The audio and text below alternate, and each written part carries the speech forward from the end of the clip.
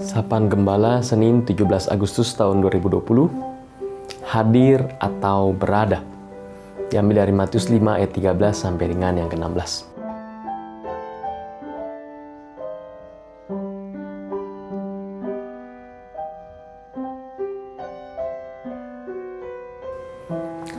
Merdeka.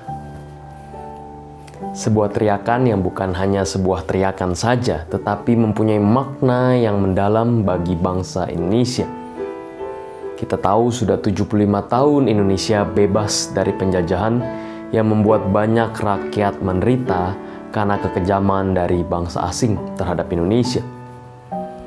Di dalam Kamus Besar Bahasa Indonesia, kata merdeka berarti bebas dari perhambaan, penjajahan, berdiri sendiri, tidak terkena atau lepas dari tuntutan, tidak terikat atau bergantung pada pihak tertentu, leluasa. Itu arti kata merdeka. Kita bersyukur Tuhan telah memberikan kemerdekaan kepada bangsa Indonesia, sehingga bisa berdaulat dan menentukan nasib sendiri. Namun jika ditanyakan kembali kepada kita sebagai warga negara Indonesia, apakah yang sudah kita berikan kepada Indonesia?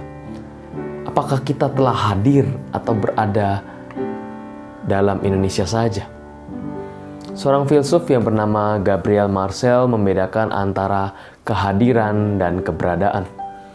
Hadir adalah pada saat orang itu memberikan pengaruh atau dampak bagi lingkungan sekitarnya.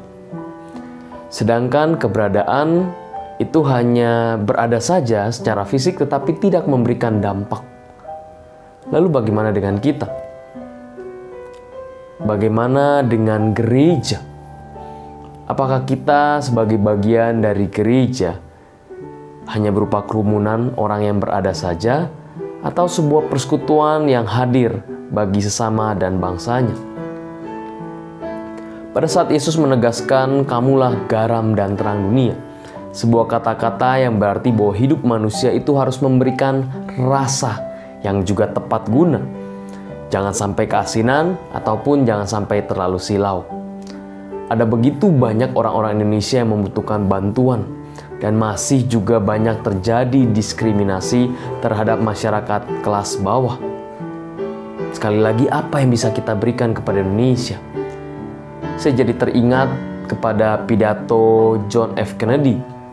Dia berkata, "Jangan tanyakan apa yang negara berikan kepadamu, tetapi tanyakan apa yang kamu berikan kepada negaramu." Pada saat ini kita tahu bahwa kita adalah garam dan terang dunia. Maka kehadiran kita haruslah diwujudkan kepada sesama dan terkhususnya bagi bangsa Indonesia. 75 tahun Indonesia sudah merdeka, menjadi negara yang merdeka dan berdaulat. Kita sebagai warga negara Indonesia haruslah mempunyai rasa nasionalisme yang tinggi dalam tanggung jawab dan panggilan iman kita di dalam Tuhan.